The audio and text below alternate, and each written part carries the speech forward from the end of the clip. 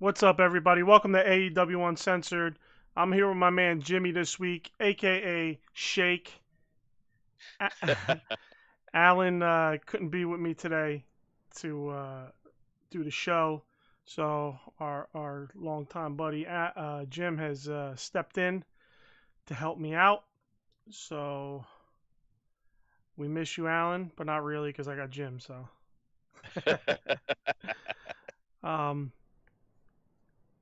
Real quick, as always, like, share, subscribe.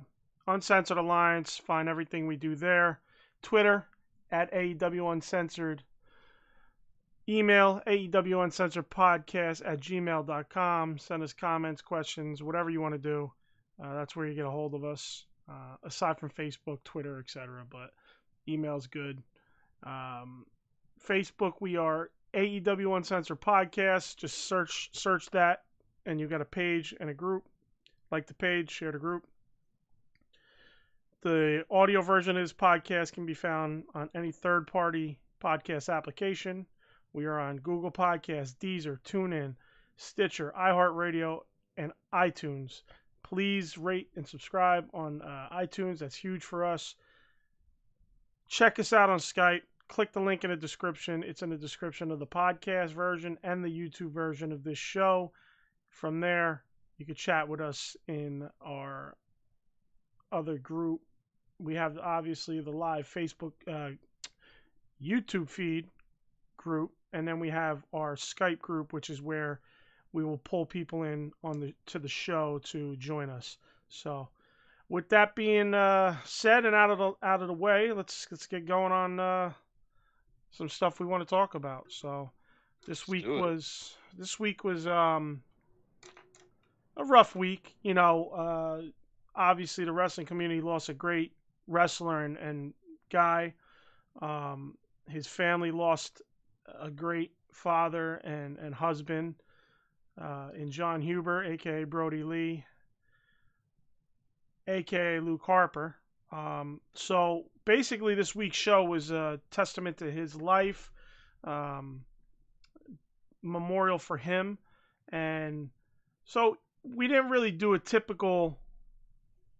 I didn't really come up with typical notes that we usually do. What's up, Capone? Simon, what's up, brother? Simon.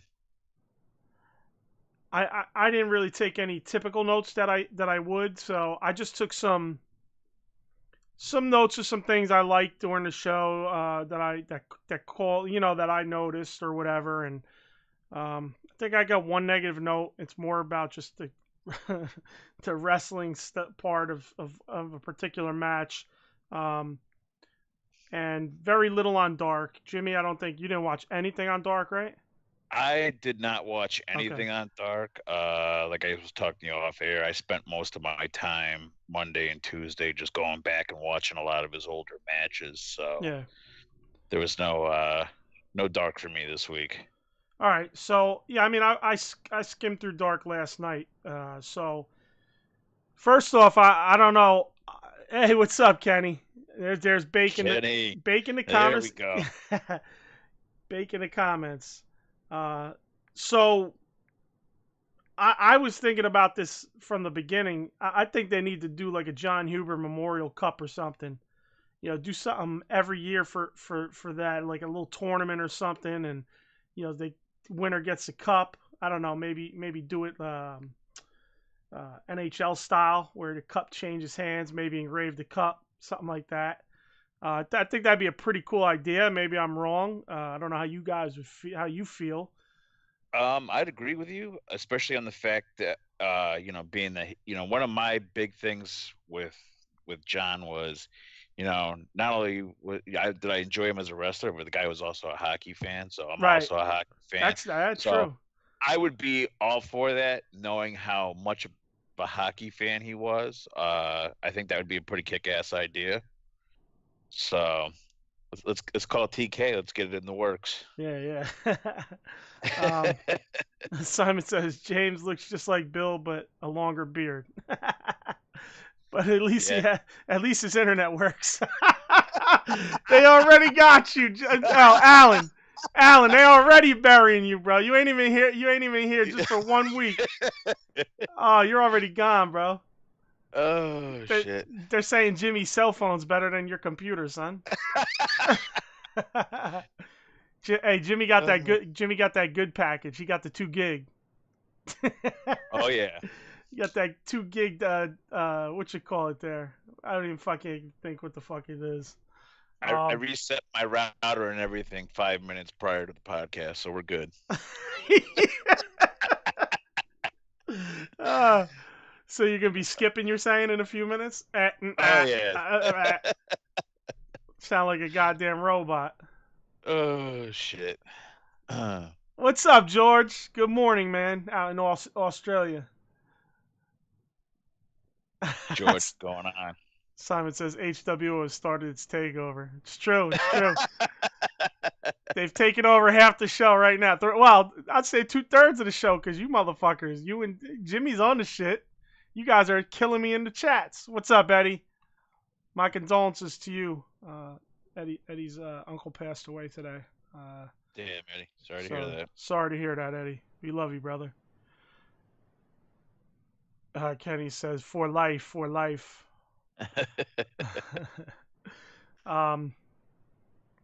Alan's with his dad. Eddie asked where Alan was. He's with his dad doing something. I'm not sure exactly. I don't ask details. It's better not to ask details with Alan.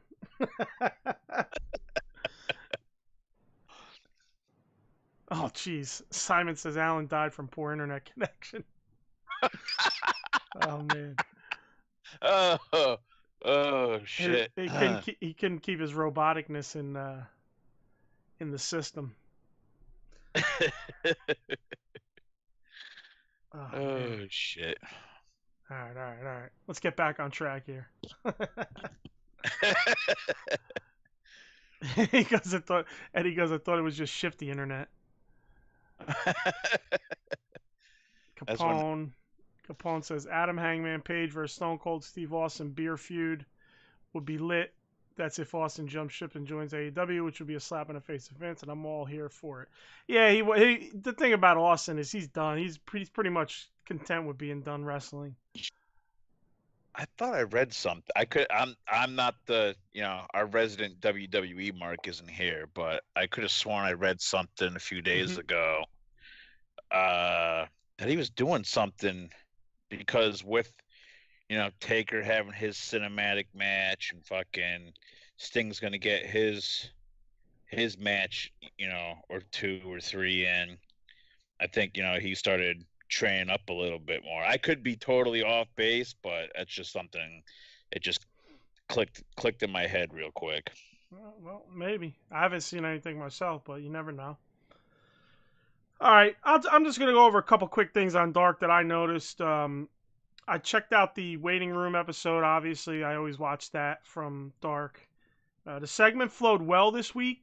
Sometimes it's choppy, sometimes it's not. Sometimes it's like good at times and choppy during the show, but sometimes the show's a little just all over the place. But I thought this week was really good considering I think Seidel usually comes off like a fucking weirdo, and he's not very good on the mic, in my opinion. He was pretty solid with this interview, and it flowed well, I thought. So I got to say, it was probably one of the better episodes. I think they've probably done like 5 or 6 episodes so far. I thought this was at least top 1 or 2. But again, they mentioned fucking Cody as an EVP. It never fucking ends. They're just going to do it and keep doing it and doing it and doing it and doing it. So the only other thing I have from Dark was I didn't watch the match, but after Sammy's match, I noticed he did a promo in the ring. So I obviously rewound it, stopped it, and let it run. They're obviously trying to give him better some mic time. I feel like they're trying to get his teeth cut for promos before his ascension's going to come in the ring. I think they have a plan for his ascension as a star coming up soon. over the next year or so. And what they're doing is, hey, anytime we can, we'll put a mic in Sammy's hands, even if it's on dark, for him to get comfortable in front of people, get it comfortable saying what he has to say on a mic.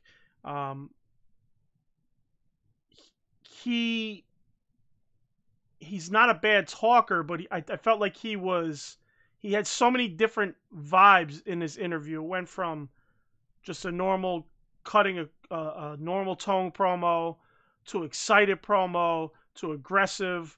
Like I just felt like it kind of was like a wave. It was just like a sine wave, just like not a sine, like a what would you call it? Like a Sound wave. Sound wave, like an oh Jesus Christ. Um, I'm the fucking worst. It was just like a sound wave, up and down, up and down. It just was all. It was just a different flow. It felt, and it was a pretty long promo. So that was the other thing. It was kind of long. So I don't know. I think the more he gets to talk, the better. I think, but he definitely has a little work to do for sure. And I know you didn't hear it, so we'll move on to Dynamite. Real quick, let's check the chat. Simon says Lindsay Snow's still looking good, although she is now injured. Okay, so that was from Dark. I didn't watch it. What happened, or she got injured? Was it during Dark? And Capone says an Easter egg. So, all right. So Dynamite starts off with the entire roster of AEW and John Huber, Brodie Lee's family right in the middle. They start off with a 10-bell salute. It's pretty brutal to look at, man. It was tough for me. I teared up. I'm not gonna lie. Like I was streaming tears throughout most of this show. Yep. No, I agree. I'll be complete. I had a box of tissues sitting right next to me, man. Yeah. It's still like I've seen it floating out there a lot, Instagram, Twitter, dude. I still can't. I see it. I won't click on the fucking. I can't do it. It's hard, bro. It's hard. Yeah, it's pretty brutal. Even like last week, I know I was kind of. I felt like I should have went a little deeper on my feelings. I felt like of the whole situation, but like every time I would think about it, I just was like, yeah, I'm gonna tear up, Like and I try not to for the show, but shit. If I do today, hey, fuck it, man. It is what it is. But yeah, it was tough, man. It was just tough to see. But I love seeing it. You know what I mean? If that makes sense.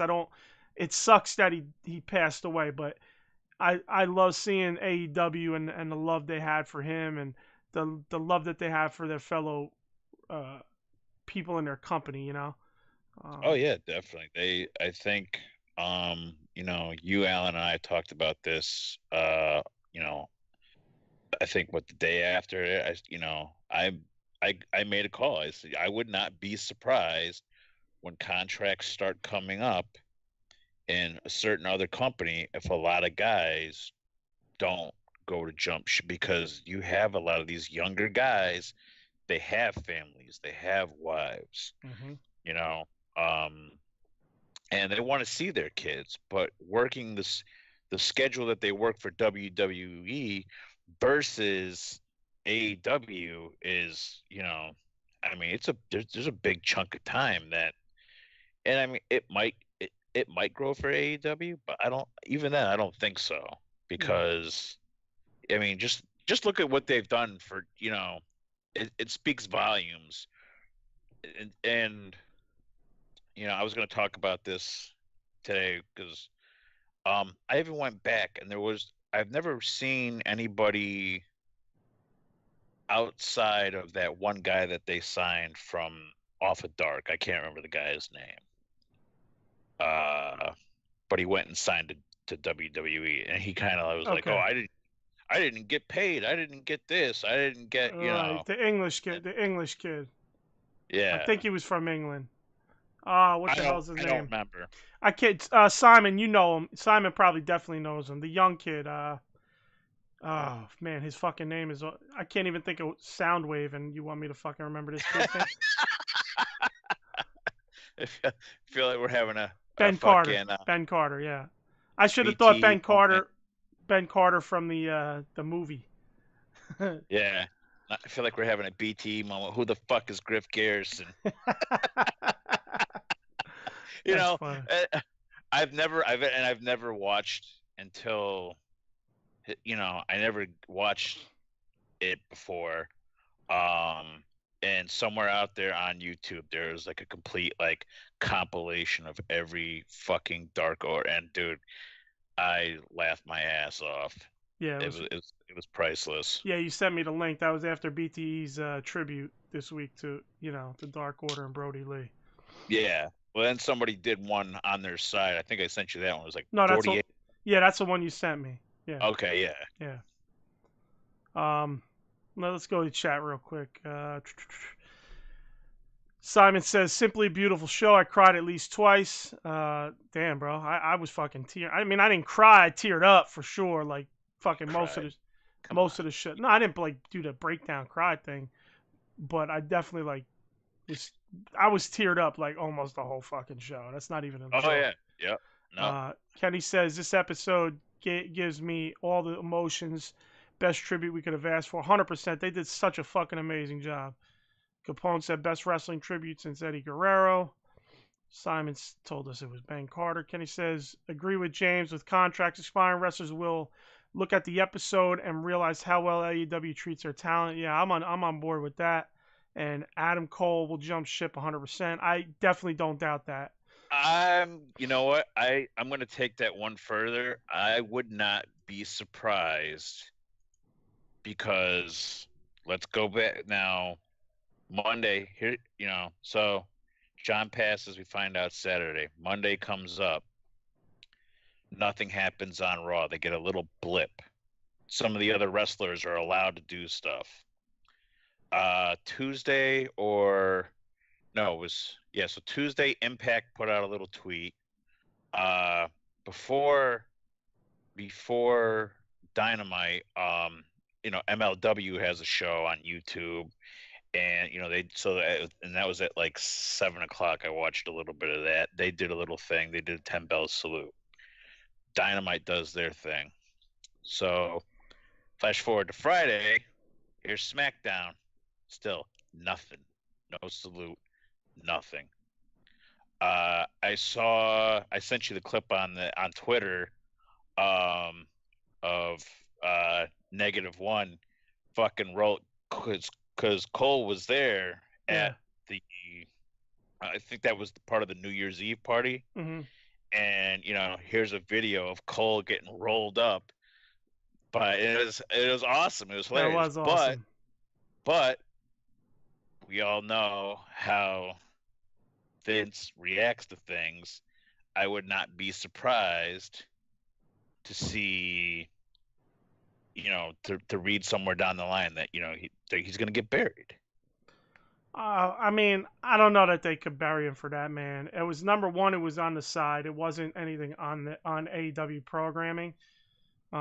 I get what you're saying, but if he fucking buries him for that, his girlfriend, fiance, his wife, whatever, fiance, whatever she is to him, works for AEW.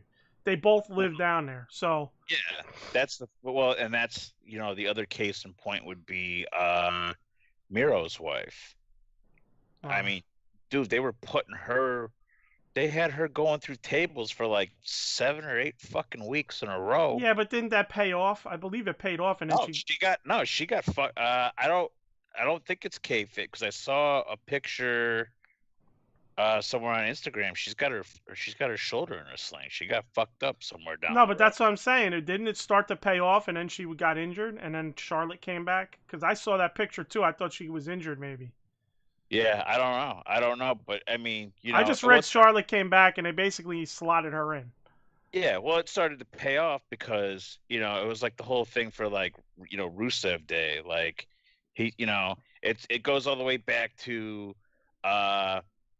Vince putting Dusty Rhodes in fucking a leotard with that's black with yellow polka dots, and he took it and he fucking ran with it. That's what Yeah. So I would love to see Adam Cole over in AEW. I think, you know, and I wouldn't be surprised. His wife's there, you know, Yeah. or whatever she is. So Capone says this is a question for both of you.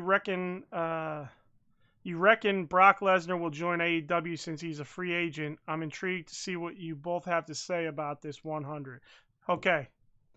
I'm very strong opinioned in this. Fuck Brock Lesnar. And I doubt that he would sign with AEW. He knows he'll toy with AEW or UFC to get McMahon to sign a contract. But I don't care about Brock Lesnar. I never cared about Brock Lesnar.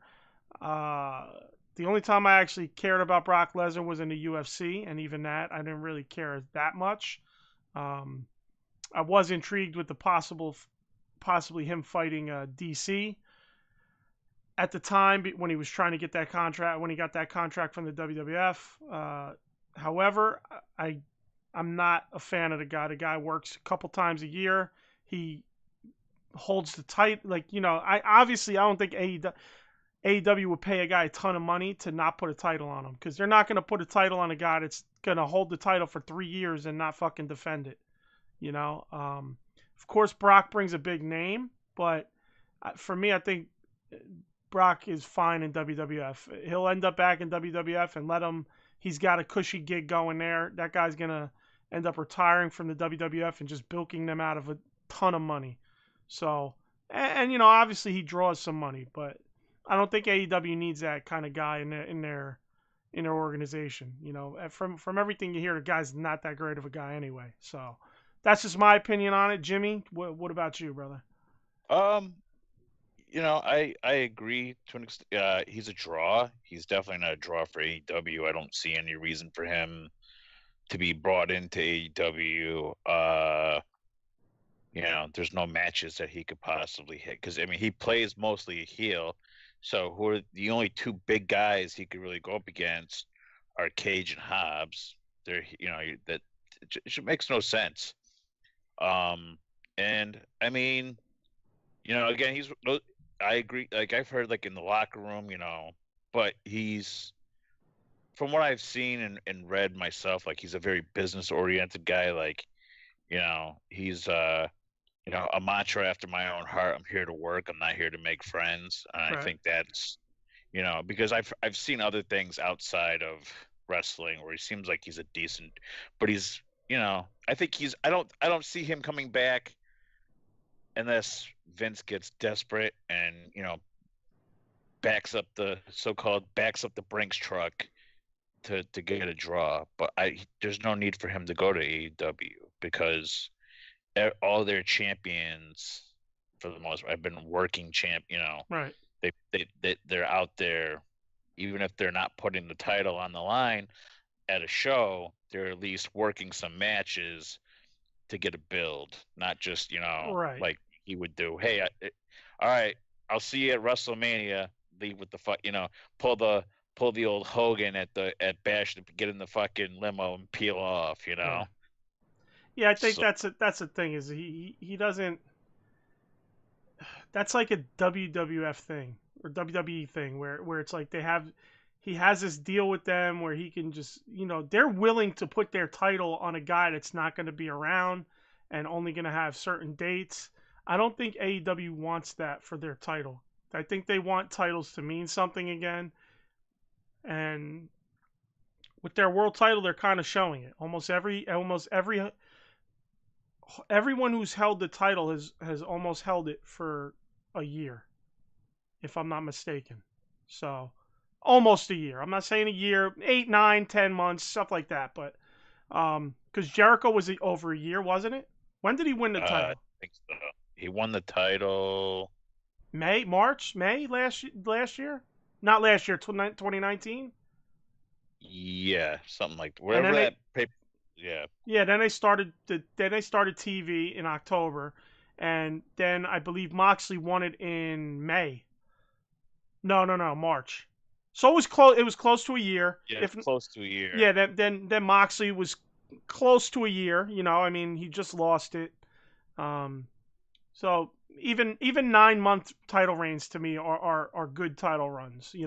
Especially when titles just change hand like hot potato in the last 2 decades. So it's good to see that. Let's see real quick what we got in the chat. Some more. We got Simon says Jericho is 500K per year. Brock would want 10 times that. Capone says Tony Khan did come out and say he's interested in Brock. I would say that I would say that that's not saying much. And YH, that's true. Brock, quite toxic. Yeah, I guess he meant to say, yeah, that's true. Brock's quite toxic. So, yeah, I mean, that's just what I just get that vibe from him, like that he's not the best guys, and I don't understand why Tony Khan will want Brock. I don't get it. It's again, we spoke about some of the things just over the last few minutes, but who knows? We'll see. That's really up. Like just one of those things to get people talking. Like, yeah, I might That be too. in. That too. And the thing is, even if TK wanted to sign Brock or says he's interested, Brock's just going to use that to go to the WWF because they're going to pay him the money. Like Brock needs somebody to let Vince loosen the purse strings. You know what I mean? He used the UFC to do it. Now if he got the UFC and Tony Khan, I mean, what else could you ask for?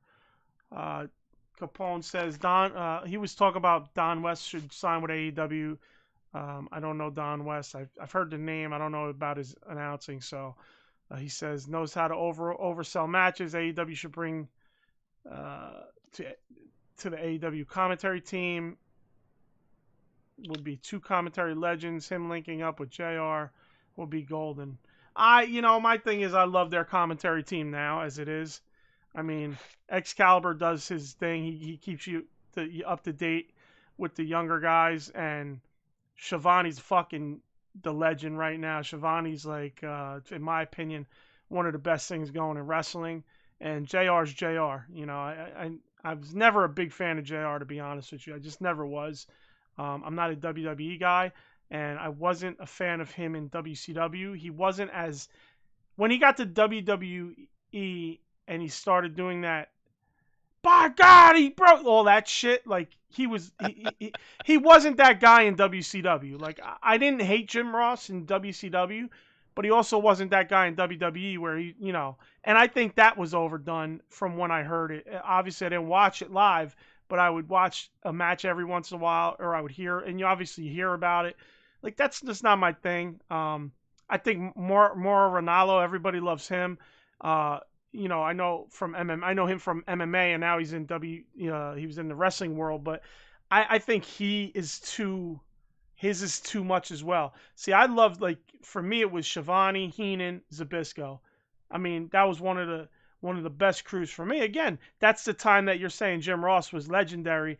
This is the time for me that I felt those 3 guys were obviously Heenan's a fucking GOAT. Heenan is the greatest heel commentator, bar none. I don't give a fuck what you say.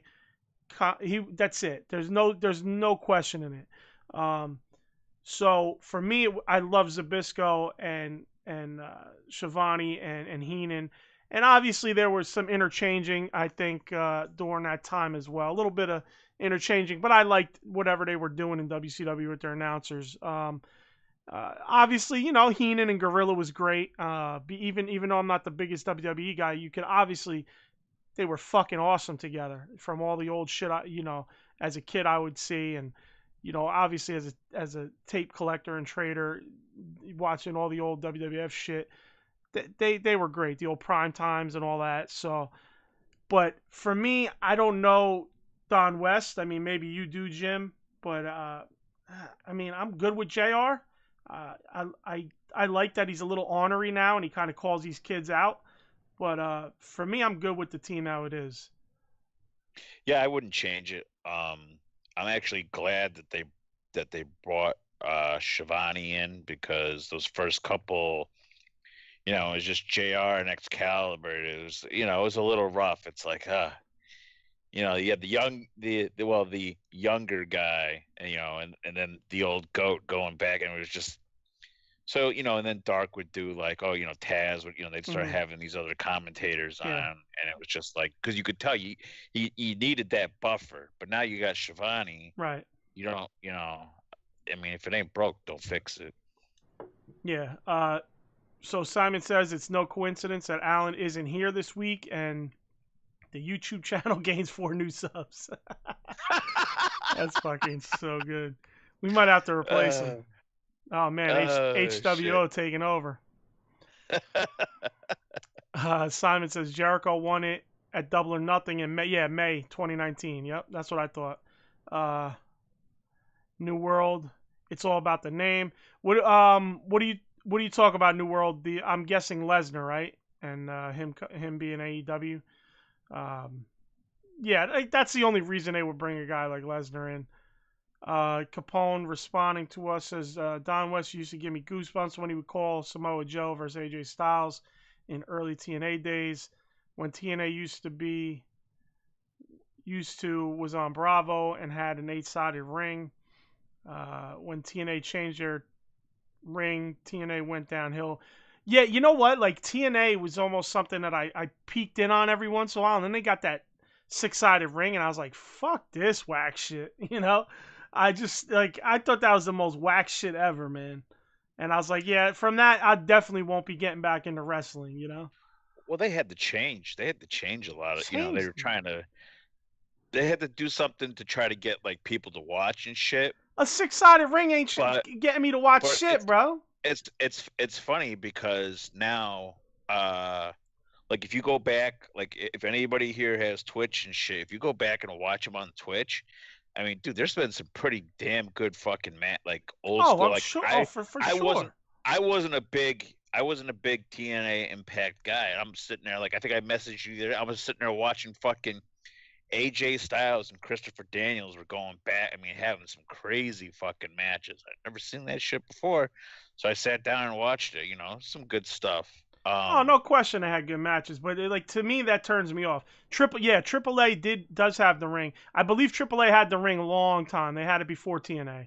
I could, if I'm not mistaken, I was still watching wrestling when they had the 6-sided ring. So that's another thing. I just was like, fuck that too. You know, I thought it was stupid. So just my opinion, man. I mean, listen, my opinion's the only one that counts. If everybody you know will tell you that. Everybody that knows me will tell you that. My opinion is the only one that fucking counts. But in all seriousness, well, that's kind of serious too. But sorry, I got to heal it up every once in a while, right? If listen, if I'm gonna survive on this show and stay a member of it, I gotta HWO it. So nah, yeah, You're our Bischoff. yeah. I'm just not I'm not a fan of that 6-sided ring shit. Definitely kept me from saying, you know what, I'll watch TNA. You know, definitely did. Uh, oh man, these guys are going so fast. I don't think we could keep up with them. All right, so they're talking amongst themselves. So let's get on with the show. All right. Back to the show, I should say, because the 10-bell salute we got through. I think the only bad thing I'm gonna say about this show,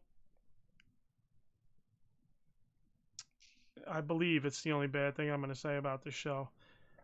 Matt Jackson is so fucking bad at selling, and his struggle for the hot tag is so fucking brutal to watch that it makes me sick, and takes me so far out of the match that it's it's really making me dislike the Young Bucks more and more every time I see them. Nick Jackson, I've said it before, Alan said it before, way better. Matt Jackson got a better look in my opinion, but can't fucking sell a lick. His hot tag, I don't know how you would say the hot tag look, the look when he's trying for a hot tag is fucking awful, and it looks so bad that it takes you out of the match. I didn't like this opening match. It didn't really jive with me. Really, it just didn't connect with it. This was the one match on the card that I really didn't like. I just can't anymore with Matt and Nick Jackson. I love they really can work their asses off. I'm not gonna lie. They can't. Man, I don't know about Nick. I mean, I think Nick's so much better. So I can't say they, but I think Matt Jackson's so bad at selling and psychology that it just completely kills that team for me. I think they could wrestle in terms of moves and making things look good very well. Very well. But they're selling and shit just I'm sorry, but that's part of the game. You can't be you could say you're the best in the world, but that's part of the game, man. You're not the best in the world if you can't sell that good match. You know what I mean? If you can't make me stay in the match and your fucking whole vibe takes me out of the match. You know what I mean? Does that make sense? Like, oh yeah, no, I now that I'm sitting here as I'm listening to you, I'm replaying it all in my head because I mean, I'm kind of glad that it was the first match. Mm-hmm. Me too. Because I think the 10 bell salute took me out. It took me out of my element to sit there, because like I said, I was like, right, man, I couldn't find anything. But now I'm sitting here, I'm thinking about all of that shit. The one good thing I will say about that match, though, I mean, it was a decent match, but what I really, you could see, and I mean, I've been, especially when I was, when he was, before he came to AEW, he was in NWA, and I was watching him, and I was getting a little tired of it, was watching Colt Cabana. Mm-hmm. Yeah, I'm not a Colt guy. I'm really not. You could just see it, though. You could see it in that, like, he, how fucking pumped and energized he was.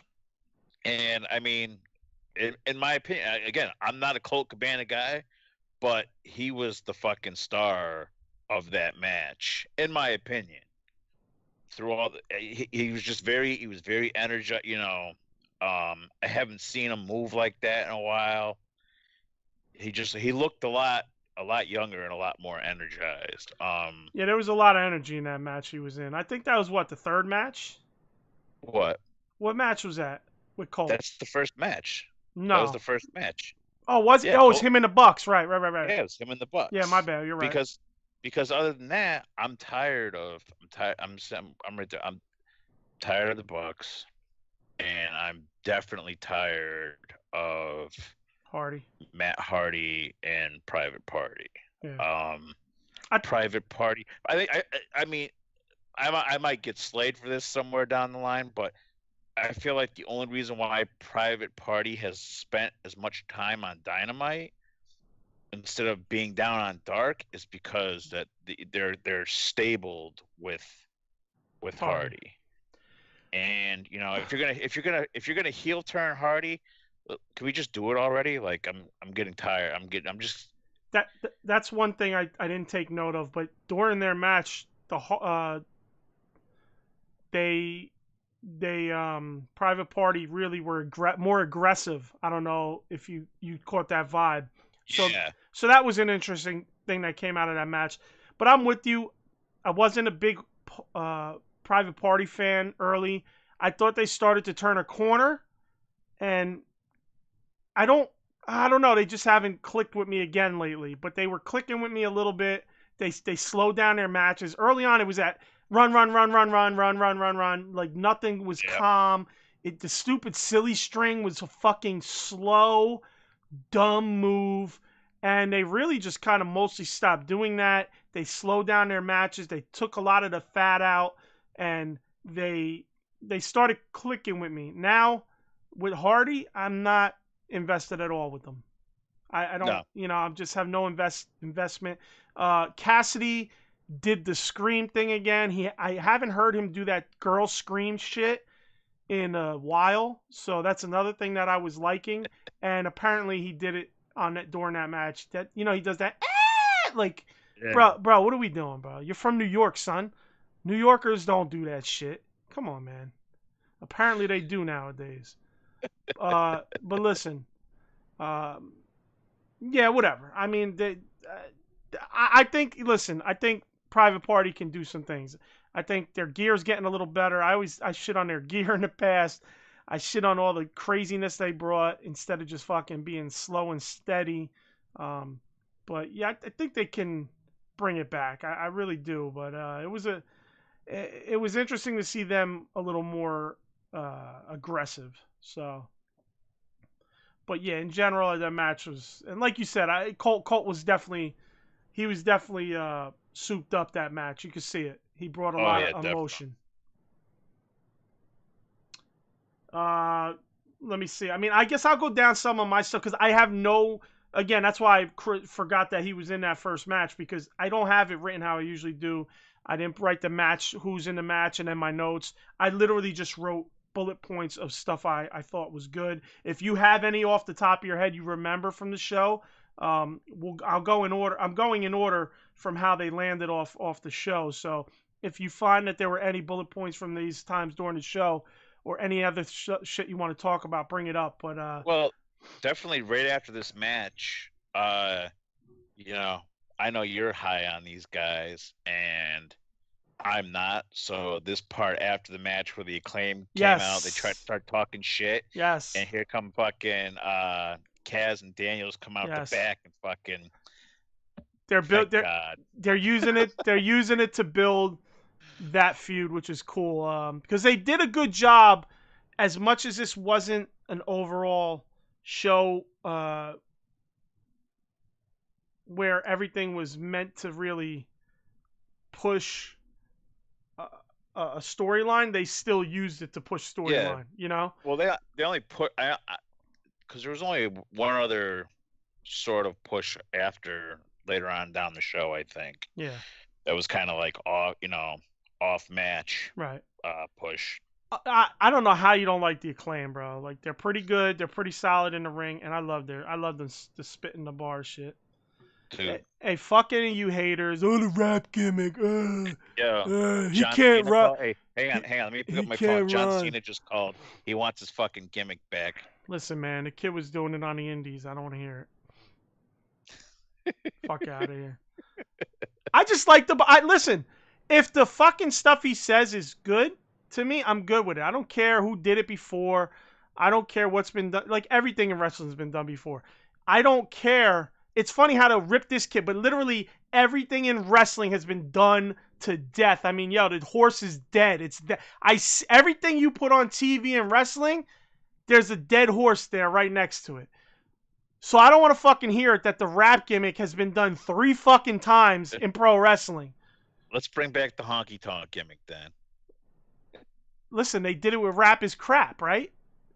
They basically did it with rap is crap. And like, come on. Okay, oh no, the rap thing's been done like, off the top of my head, 4 times I could think. It was done PN News, then it was done with Master P, then it was done with John Cena, and now it's being done with the Acclaim. Is there anything else that you could remember?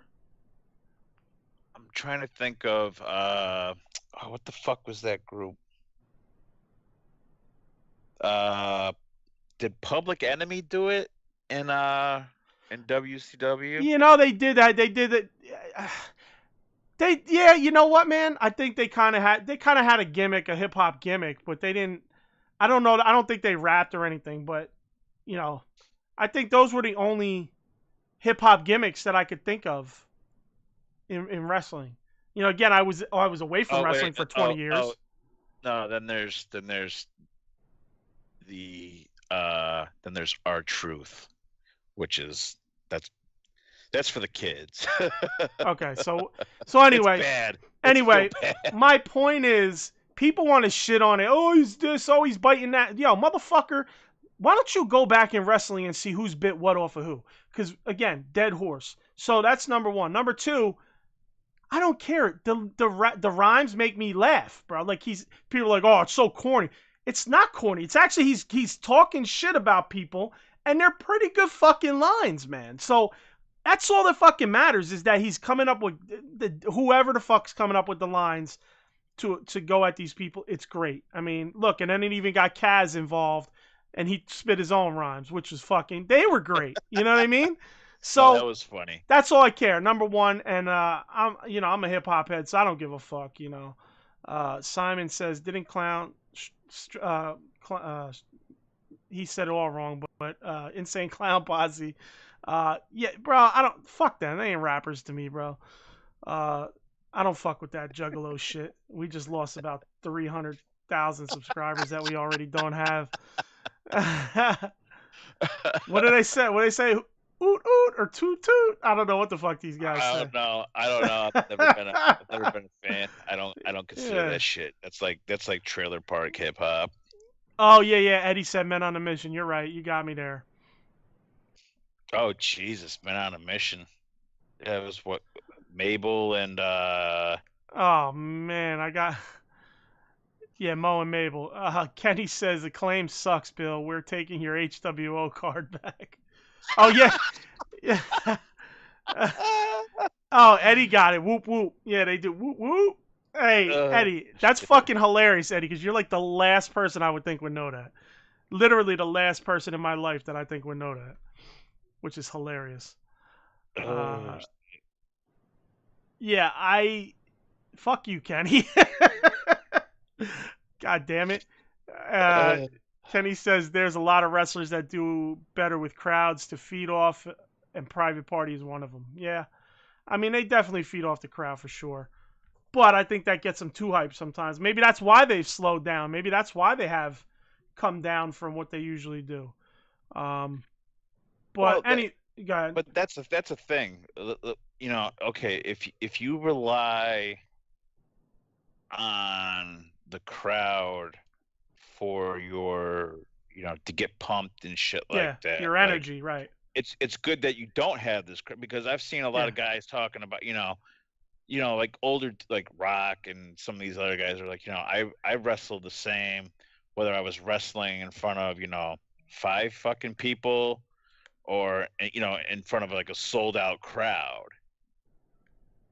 Yeah. So, like you should have that fucking energy regardless. Bro, I'm getting side messages on Facebook from Eddie's wife. Oh, from Eddie's wife.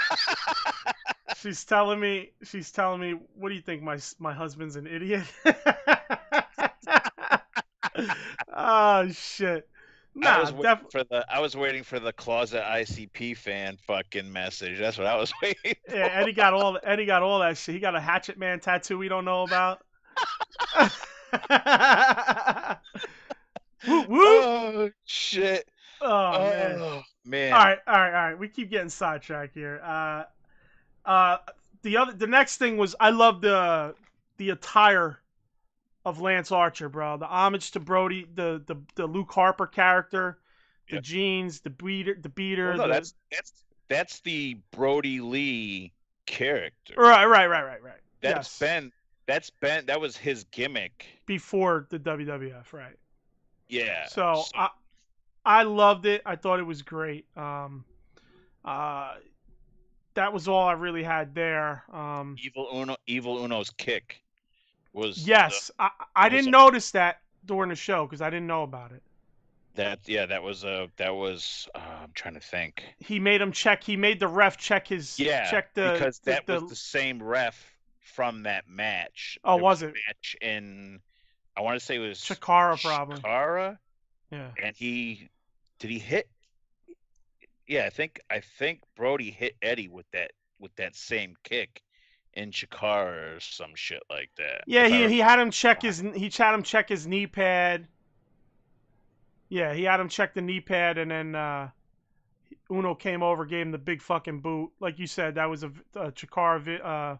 I believe it was a Chikara match that they did the same gimmick. So that was a cool little homage. And I didn't understand it during the show. I saw it afterwards. So. Now, and was this the match? I'm trying to remember. I think this was the match. Was it Grayson Yeah, was it Grayson that got somebody with that bulldog on the outside of the ring? They were on. Yeah, that looked fucking great, bro. Dude, that was because I remember messaging you guys like right as it happened. That was a nice. That Grayson had was me. a fuck. They were all on fire, man. Oh yeah, the entire. I mean, everybody who was in these matches was, but I mean, everybody in the Dark Order was, even more so on. I mean, these guys were fucking firing on all cylinders, and I loved Yeah. it. It was great. Simon says Evil Uno has come on leaps and bounds. Yeah, I've always been a big fan of Uno. I thought from early on a lot of people just shit on him because they didn't like the gimmick, but the guy with the mic in his hand is great. He's a fucking good worker.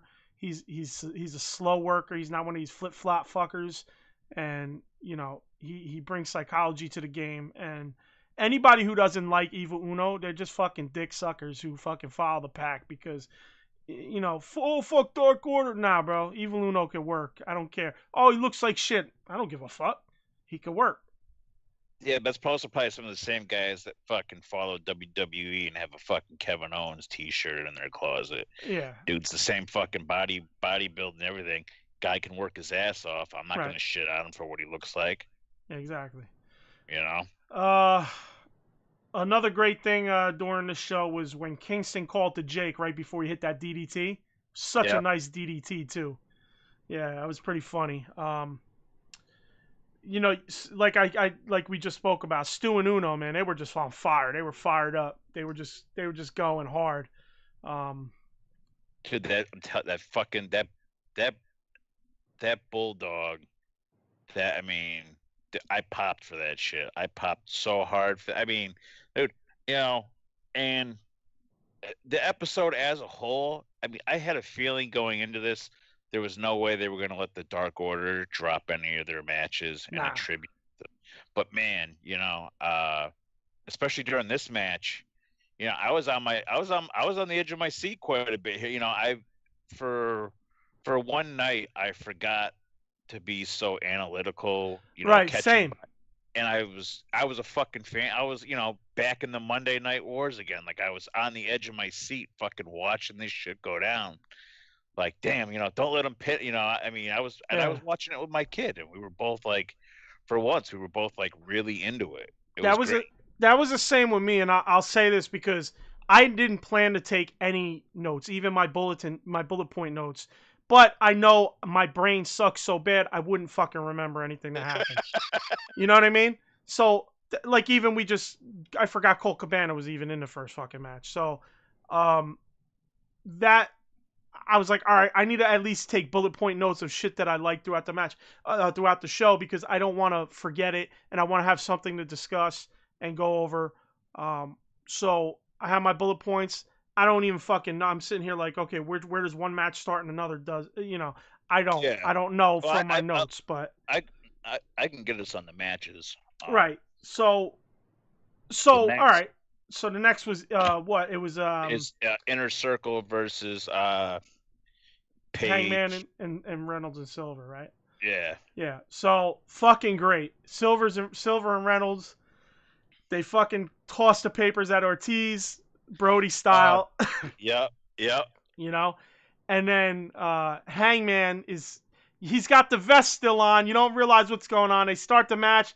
Boom. He pulls out double papers like pistols, like a fucking like an old time, fucking bad guy, cowboy, and he fucking tosses him at Santana and Ortiz.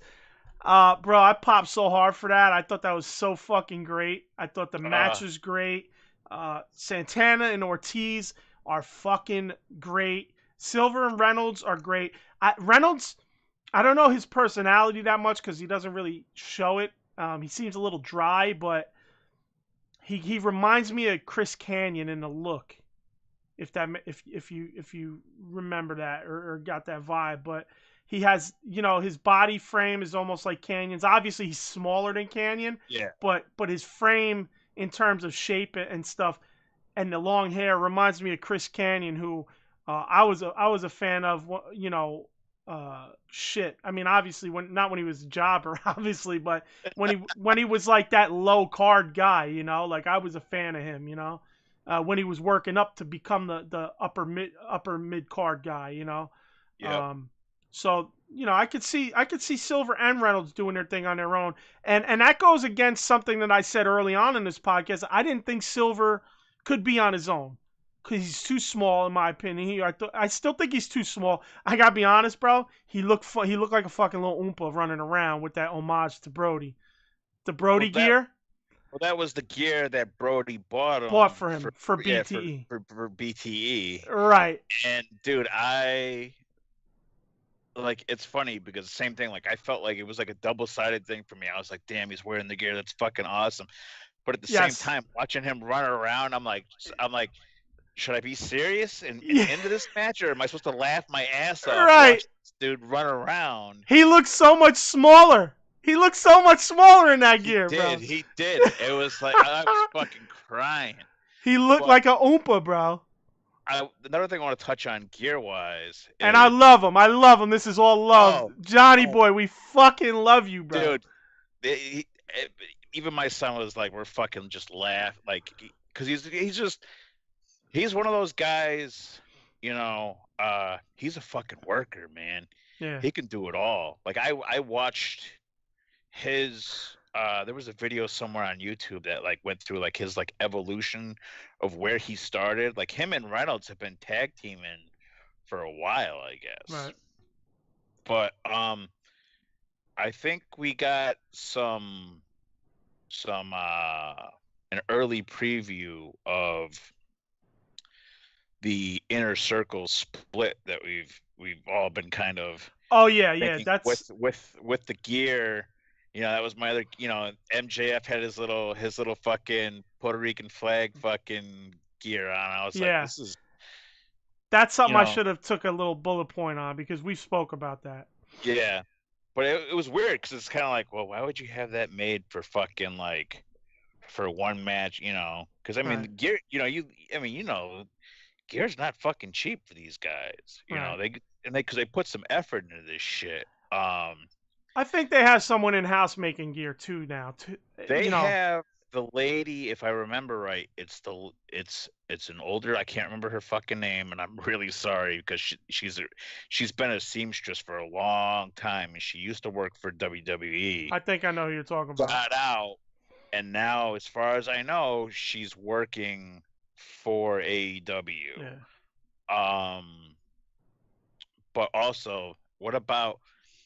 You know, I didn't know how to take this at first because again, here it is being a fan. Like I haven't been a fan in so many years. I didn't know how to take fucking MJF coming out of the ring, snatching fucking Brodie's dude. I was like, what the? And then to see. And he hands him the fuck dude, and he just lands into him with the kendo stick. I popped so hard for that shit. Bro, again. I loved it. I was like, holy fuck. And real quick, before I go on, it was Hangman hit MJF with his papers. I said Ortiz and Santana. So I want to get that real quick out of the way. So I fucked that up. But anyway, MJF, bro, he's fucking giving him the finger. Fuck that kid. You know, you hear him screaming all this shit, whatever he's saying, but that was great. The only thing that got me was when he went to rip the mask off. Damn, he nearly almost fucking railed him into the steel rail. And it seems like he caught a ton of hair under that son of a bitch. So Brodie Jr. caught a little bit of hard way there, you know, and he caught his first fucking actual bump.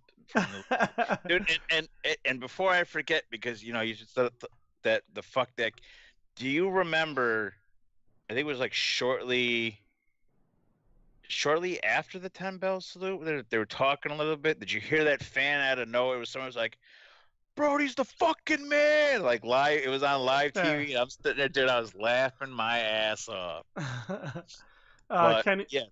Kenny says MJ putting over a little kid who just lost his dad. What a treasure this man is. And he says Brodie Lee Jr. 2034. So hey, Kenny's already a Brodie Lee Jr. fan. So in the same vein that he is for MJF. So that's love right there.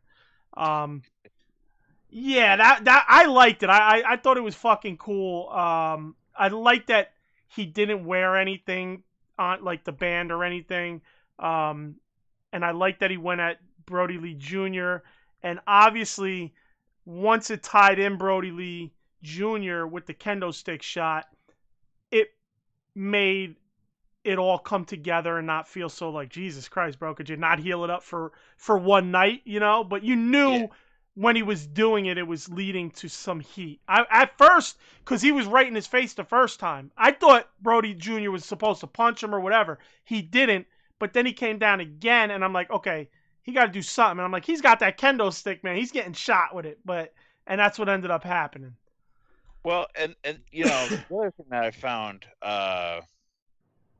slightly, you know, with that, and What's going on, because Adonis? there was something that was like later on, you know, MJF did tweet out. He was like, "Oh, fuck that kid," and it was kind of Yes. like, but I like it. I like it. It's part of this whole. five, It's part of the gimmick. you know, you know, I don't know if it's gonna lead up to something with 5 later on, because 5 was like, oh, you know, whatever, but you know, like if there's one company that really does kayfabe on social media very well, it's All Elite. Yeah, they do both. I think. I think they go a little into both worlds. You know. Yeah.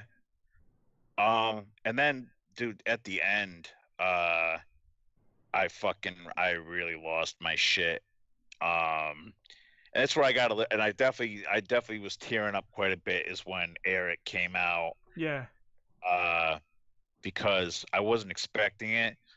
But when you see a guy that's, what is he, like 6'7", 6'8", built like a brick shit house, and he's fucking tearing up, you know, and he's all, dude, I'm sorry, but if you can't, if you're like, oh, what a bitch, if you're not feeling what he's feeling, like, dude, you got no heart, man. Yeah, because I mean, even I was fucking just destroyed seeing that, you know, because they were. I'm trying to think. John was in what, 10 years? They were close. They were very close. I mean, Brodie. They were always tagged together. You know, yeah, whenever Brodie said it. Shit. Yeah, Brodie said it in an interview after his WWF time. He said, you know, like he's one of my better friends. Like we've been on the road together as a tag partner and the Wyatt family forever.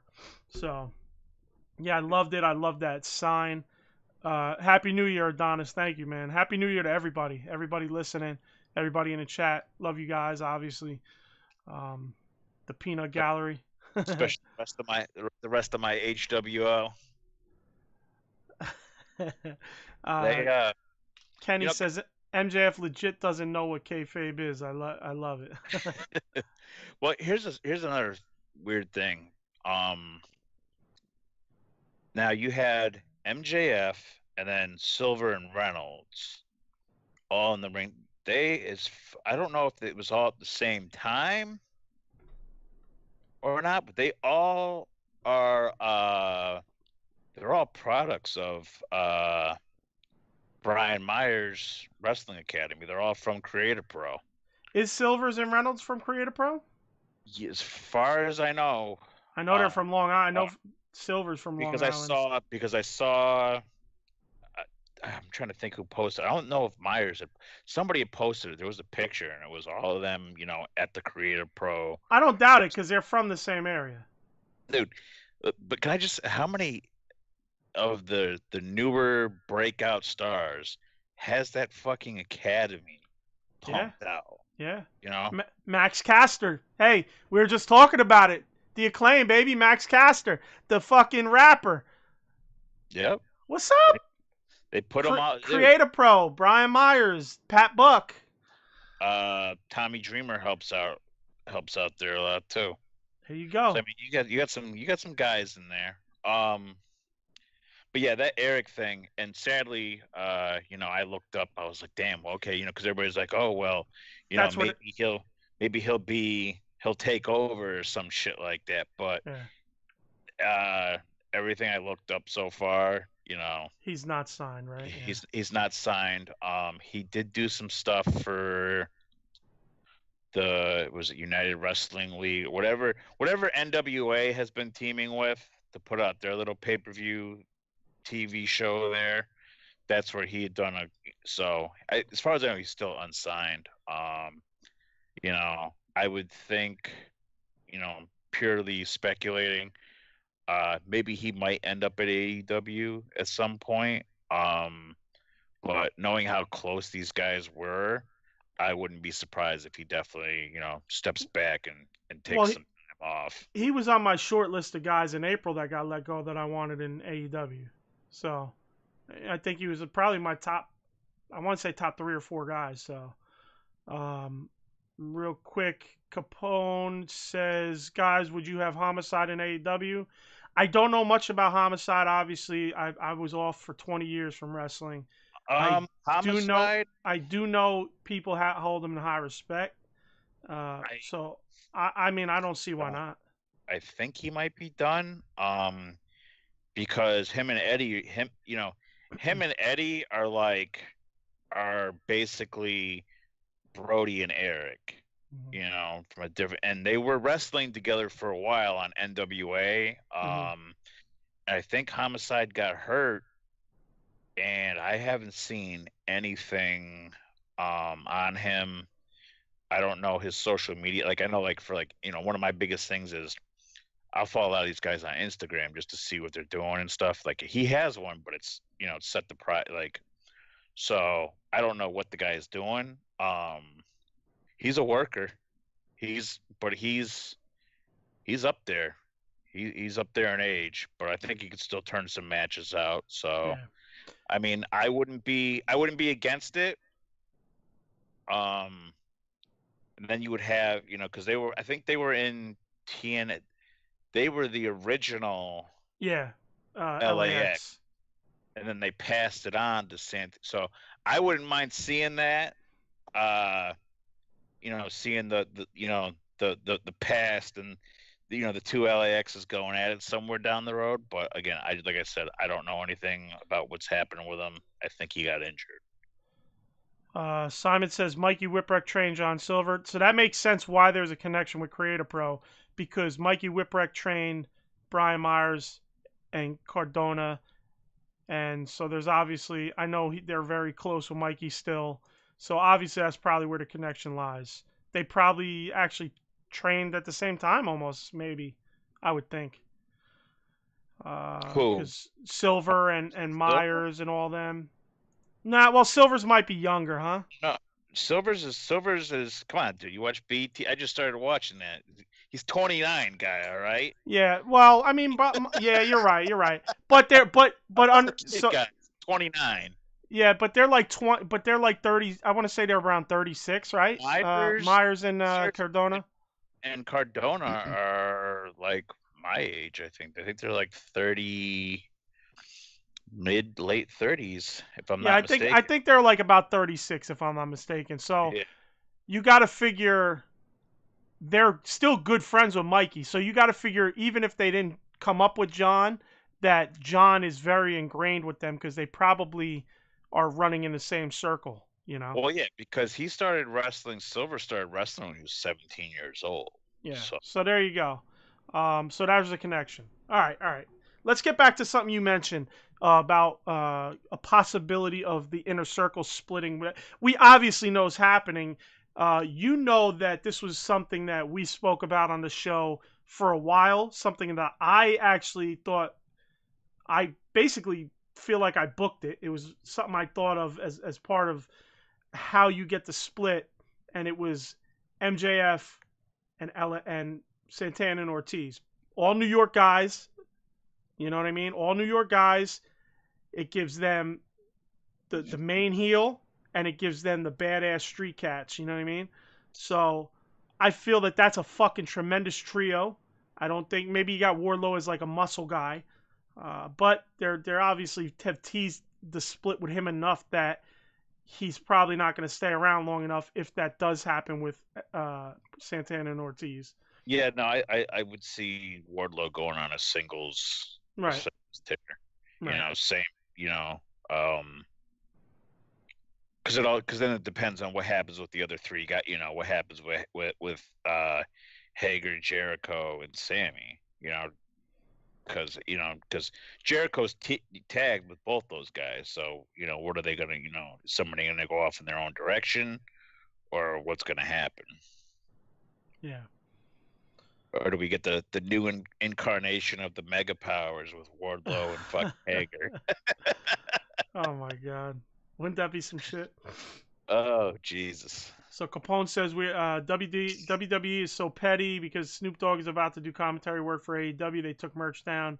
WWE is so out of touch, it's unreal. Snoop is definitely gonna bring the mainstream fans to AEW, which is brilliant. And then Simon says Jericho is headed for a face turn at the end of his career to end his career in the ring. I agree with that 100%. Capone same. I agree with that. All right, let's move down because All right. we're getting off in the weeds a lot, but that's good though. I mean, it's good to talk about this shit. So next you have 99 and Tay versus Britt and Penelope. Hold on, no. You're way off, aren't you? Hold on. Nope. Really? That was the next match. Where the fuck, man? How do I not have anything? Oh, okay. Okay. Real quick before we move on to that, we get Silver wins with the discus lariat, and that was only fitting. He was wearing the gear that Brodie got him. The whole kiss thing and all, yeah. Yeah, he gave the discus lariat. I fucking loved it. One of the sit down conversations I had where Kingston was commenting on Brodie. It was great, speaking how he will always be with his kids, and just the whole thing Kingston said was great. Fuck, I'm like getting emotional thinking about it, so I'm gonna move on from it. One other thing, as we're talking about these sit down things, because I think you guys touched on it, was the disappearance, so to speak, of Sean Spears. He was there at the 10 bell. 10 bell, and he was on. I don't know if he turned it back off, but he had turned on his Instagram, and he was like, "Oh, whatever. They made some kind of pact together about something." So I just thought about that as you were talking about. I did forget to put that down, that he was there. Like I said last week, I think it's just a gimmick. It's the whole thing's just a work. Yeah. Well, so. And we'll see, because,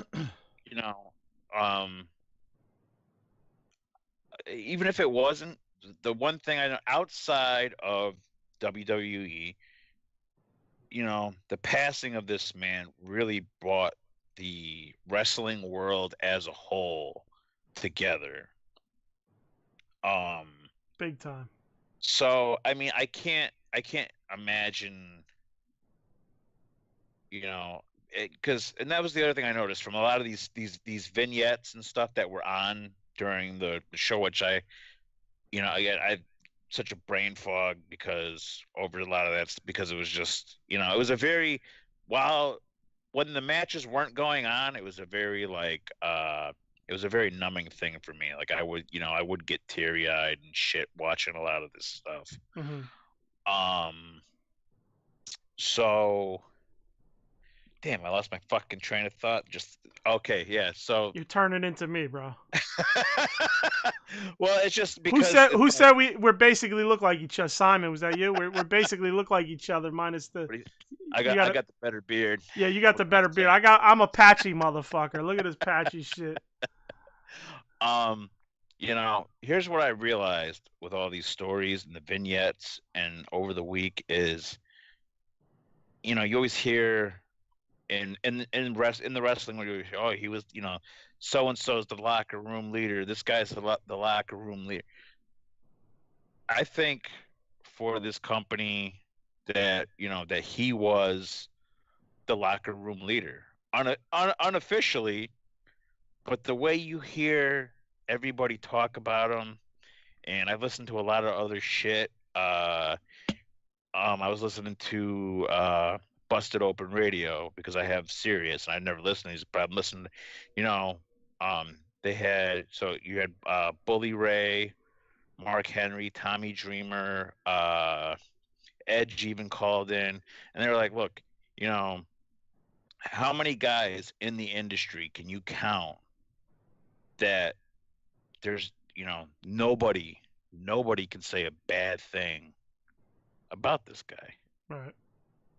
You always hear, you hear shit about, Flair and all these guys. You hear all this shit over the years. Wasn't one, even Mark Henry was like, look, some guys would go out to party. He's like, dude, we'd go grab a couple beers and then we're in the hotel room playing video games, drinking fucking beer. He wasn't out partying. He was Right. always trying to be back to his family and stuff like that. And Yep. that's where this hit me the hardest because, being a dad myself, it's like, damn, it's like, that's what you want. You're like, I like to hear about guys like that Yeah. that were good fathers and shit like that. So Yeah. it made it more interesting for me. That hits me too, because it's like I start to think that's where I get the most emotion from everything is number one, he's a year younger than me, right? So that's number one. Your own mortality comes into it.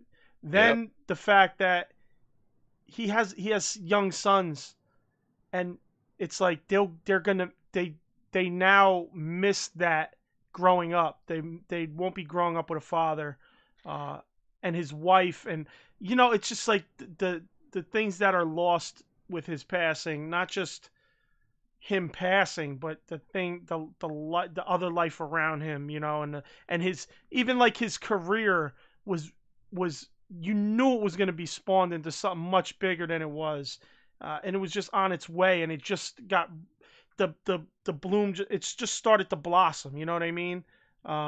So that was rough. Those are the things that make it rough for me when I think about it. And Yeah. obviously the man being, the man himself was a legend.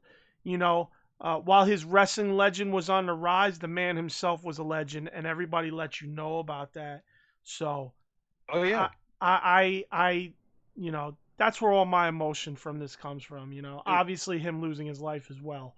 Well, you know, look, those kids lost their father, but from everything that I've seen since it's happened, Jesus Christ, how many people are on that roster? They just gained how many? I mean, these guys have gone out from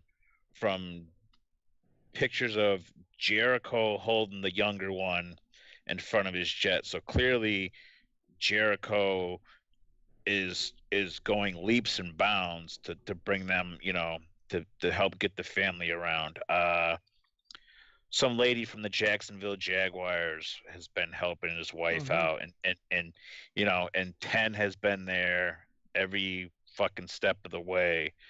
Uh, the video that Silver took after in the locker room, and Brodie Jr. Yes, going to fucking caning town, everybody. Yeah, going to town, and caning the you know, cameraman was the best because the camera like well that sold it was like that was Silver. Silver was had serious. Oh, he I was think it was filming. Silver was filming it, Okay. if I remember right. And the best part about that though is when we read in the comments, there's Amanda in the comments like, Jesus fucking Christ, it's always something Yes. with you, Silver. Yes. That this is, I mean, I hate to beat that fucking horse, but again, here's where AEW has, they've sold it as, this is like, what do you want? Do you want a career? Do you want longevity? Do you want to be with people who fucking care about you? Or do you want that mega payday where your talent might be wasted?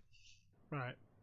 I mean, hey, look, I, me personally, I want to be, I place being valued over making a shit ton of money, Right. because in my line of And work, you're gonna. I've been I drive a truck for a living. I've been in a position where I was set up where I could have made six figures in a year, but I was a number. I was nobody, and I mean, you know, they rode me to death. I was working way more hours than I should have been. Listen, I went and back to where I was, and now I'm good. listen, the money's not really, when it comes to money in the business, the money's gonna be high. It's just how high do you need it? Do you want family or do you want extra, like, a couple extra 100,000? And you say, it's a couple hundred extra thousand, but if you're making 300,000, 400,000, 500, 600,000, do you need seven, eight, nine? Do you need a million? You know what I And mean? most of these guys are living in Florida too. On top of that, Right, no state so I mean, tax. no taxes. Housing's not that expensive. So I mean, you know, but yeah. All right, I'll say it this time. Let's get this fucking thing back on the tracks here, because we're I mean, we only got two more matches to go over. Next, Yeah, um, 99 and Tay versus yeah, the Britain. women match. Britt got that little nod, the big rig nod at the end of the match, which was cool. The match itself, they've really had a good match, man. We shit on the women a lot. They're all pretty green. The match was pretty fucking good overall. I can't say too much bad about it. I won't say a couple things maybe that happened, because number one, I didn't write it down because I didn't think it was important to go after, especially considering the card. And I thought in general they just had a fucking great match. And like I said, the end, you got Britt with, she was cutting a promo talking to, and she with the big rig, and then you get Thunder Rosa comes out, attacks Britt, so that continues that feud. And that's pretty much all I got on that match personally. Yeah, no, and that was the same thing. I mean, great. I thought it was, again, being a fan, I thought it was a great match. The women, they put it all out there too. They got the win. And that was, like I said, the only other storyline that got pushed outside of this whole Memorial thing was, Britain and Thunder Rosa continuing their feud, which is going to be great. yeah, And that was really, again, I didn't really have much to say about it. I watched it. I loved it. I thought the ladies put on a great match. 100%, 100%. I thought all around it was a good match. And from that match, we get to the main event, which was 10. What was it? 10 Cody and who the fuck? Orange Cassidy versus Team Taz. Yep. And that was Brodie Lee Jr.'s favorite AEW wrestlers versus Team Taz. Yep. Somebody in the chat fucking ran their mouth about Sting and being out of place, considering he didn't know Brodie Lee. Sons of bitch, whoever you were. I don't want to go all the way back, but you could call yourself out. I think it might have been Simon trying to get under my skin. All right. Simon also says, I value you, Jim. And an XX. I don't know what that means. Is that like... It's a British thing.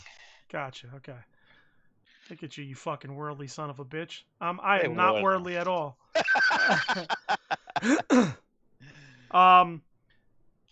It was a great main event. The match was great. The paint that 10 puts on his chest, the four lines with the cross through, was done by Brodie Jr. I found that out after the show on Twitter. Yeah. Which was fucking awesome. 10 had mentioned it on Twitter that he painted it on him for him. Whew, that was a tough one. So I thought that was great. I loved, like I said, the match was good. Then we get to a point where Darby comes out, and I love Darby's face paint. It said Brodie Lee throughout his entire face. Yep. Which looked fucking great. Not only do we get one blackout and Darby comes, but we get two blackouts and Sting, the snow hits and Sting comes. I fucking love the snow Dude. gimmick, by the way. Go ahead. Well, love it all you want, because remember they are taping down in fucking Florida, so that's only gonna Yes. last for so long. Right. All right.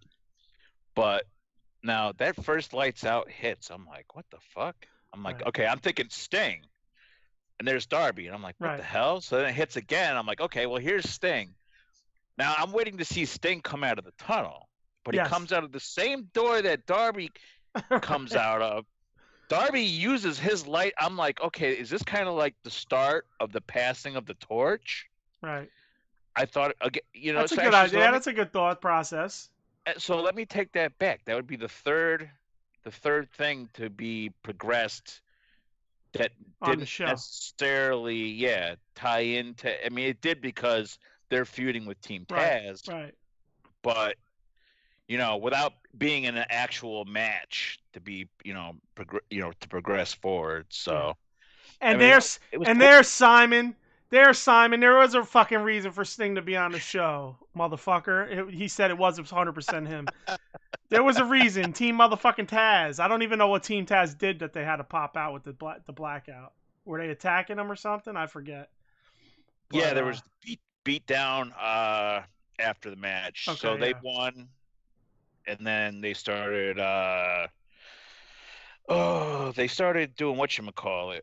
They started stomping on him or whatever. Yeah. Because let's see. Trying to think, because now I'm forgetting that. Yeah, because let's see. Yeah, because then they all did their moves. So Cassidy does the punch. Cody hits the crossroads. Yep. 10 hit him with the spine buster and pins him. Yep. Which was great.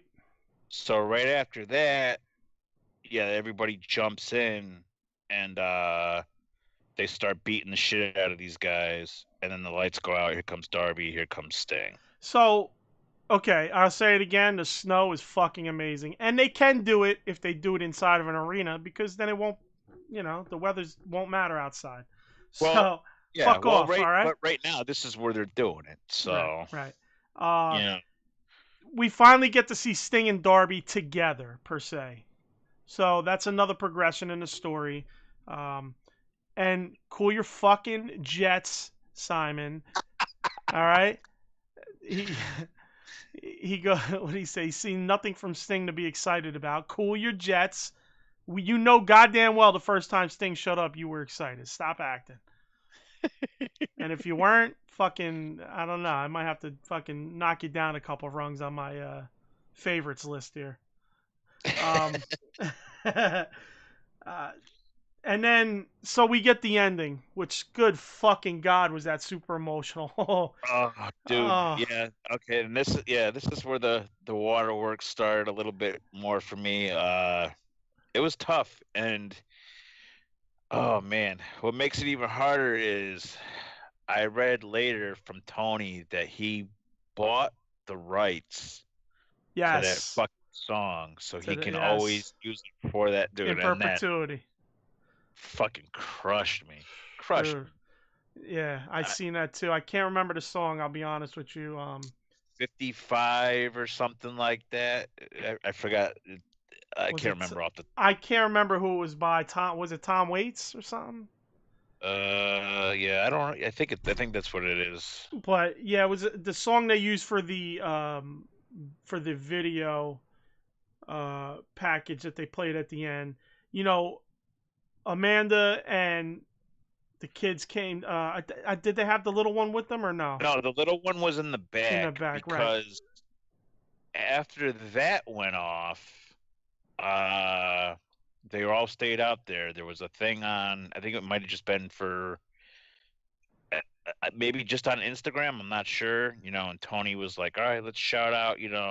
Everybody get, and everybody was like, "Oh, Noah's in the back right now," but when he goes to watch this later, let's give him a round of applause. Right. Yeah. So, Amanda comes out with the boots and comes out with Brodie Jr. They bring him in the ring. Cody gets down on his level, which was great. They basically have made Brodie Jr. tag team TNT champ for life. They, from what I understand, they are retiring the red belt, Yes. and they are Well, I don't know making. so much the red belt. It's they're gonna change. They're changing the belt up. I don't know what that means. They're getting rid of the red itself. Well, I I'm don't just know what saying they're doing. it's currently a red belt. They're getting rid of that belt. Yeah. So whether it has a red strap on the new one, I don't know. But they're getting rid of the current TNT Championship look. They're retiring it, and he will now be in perpetuity the champion. And they are making a new TNT title that Darby will be presented with down the line. It'll have a totally different look, which I fucking love that they did that. Um, I have the song here, by the way. It's what is it? Old 55 by Yes, Tom Watts. it is Oh, Tom Waits, right? Yeah. yeah. So you got the song right, I got the guy right. So together, this might be the new fucking squad, bro. Allen might have just bumped his ass out of a fucking job. Oh, sorry, Alan. Listen, I'm the CEO of this fucking ship. I'm the EVP, motherfucker. Oh, Jesus. There we go. I'm just kidding, but yeah. So I fucking thought that's amazing that they're doing that. The you know fucking Amanda was breaking down, and oh man, Simon says who's Alan? That's great. Uh, it was just tough to really see that with the family there, and I can't remember if it was during the show. I can't remember if it was during the very ending of the show, or on the video that was shown on social media after they went off air. But Brodie Jr. finally breaks down and starts crying. Yeah, that was after. That was the video that was shown. The video after, right? And yeah, because we talked about that. And I was like, dude, this kid's my fuck. He's tougher, dude. He's tougher than right, me for sure. at his age because you held your shit. I mean, let's. I want to give credit to all of the talent in AEW and everybody there for helping out as well, to keeping him motivated and occupied and happy and all that. But still, at that age, when